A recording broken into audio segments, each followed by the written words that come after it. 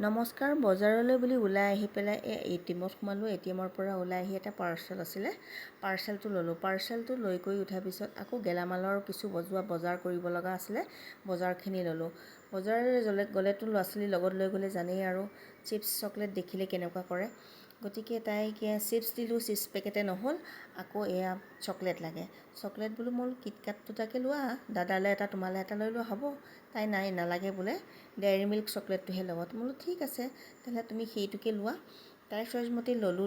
লৈ এয়া কেঁচা শাক পাচলি বজাৰ কৰিম বুলি আহিলোঁ। এয়া বজাৰ কৰি ল'লোঁ, যিমানখিনি প্ৰয়োজন আছিলে গোটেইকেইটা মই লৈ পেলাই আকৌ গাখীৰ আছিলে গাখীৰখিনি ল'লোঁ। গাখীৰখিনি লোৱাৰ পিছত আহি পেলাই মই আকৌ পুনৰ ঘৰ পালোঁহি। ঘৰত আহি তলত দেখিছোঁ যে গোটেই ল'ৰা ছোৱালীবোৰে খেলি আছে। ছোৱালী বোলে মা ময়ো খেলোঁ। মোৰ ঠিক আছে খেলা। আহি পেলাই ৰুম পালোঁহি। ৰুমত আহি পেলাই মই পাৰ্চেলটো আনবক্সিং কৰিলোঁ। পাৰ্চেলটো আছিলে ছোৱালী ভাগৰ।